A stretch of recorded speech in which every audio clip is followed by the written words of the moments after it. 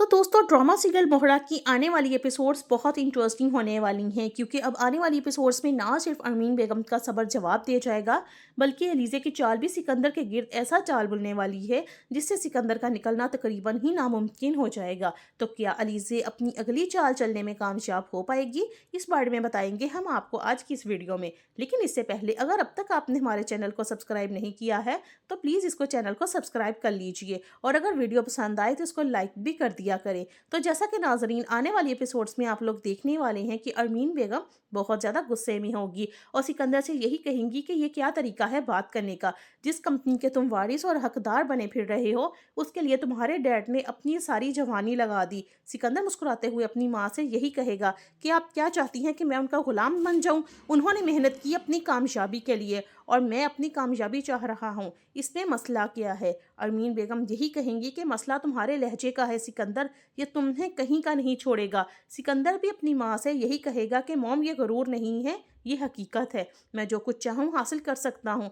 तभी तो हमज़ा भी वहाँ पर आ जाता है और हमज़ा सिकंदर की सारी बातें सुन लेता है। हमज़ा सिकंदर से कहता है कि एहसान ही तो किया है तुम पर, डैड ने जिस तरह से दिन रात एक करके इस बिज़नेस को आगे बढ़ाया और तरक्की दी और आज तुम इस पर अपना हक जमा कर बैठ गए हो, मगर तुम जैसे इंसान को एहसास भी कैसे हो सकता है?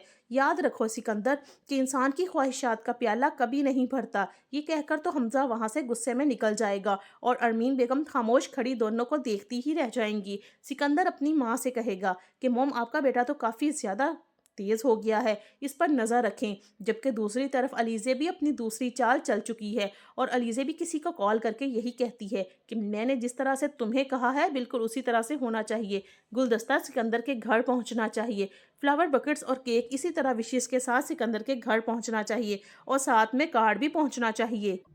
वो किसी को कॉल पे बहुत सख्त इंस्ट्रक्शंस दे रही होती है कि मुबारक हो तुम्हें तुम्हारी बड़ी कामयाबी कर, फ्रॉम इनोशे। तो नाजरीन यहाँ पर एक ही नाम है जो सिकंदर की सारी खुशी को उड़ा देगा। जैसे ही मुलाजमा बुकेट लेकर आएगी सिकंदर को देगी तो सिकंदर से यही कहेगी कि सर ये आपके लिए आया है। अब जैसे ही सिकंदर वो कार्ड पढ़ता है उसके ऊपर लिखा हुआ होगा कि मुबारक हो तुम्हें तुम्हारी कामयाबी पर, फ्रॉम अनुशे। तो सिकंदर के हाथ से वो कार्ड छूट जाएगा।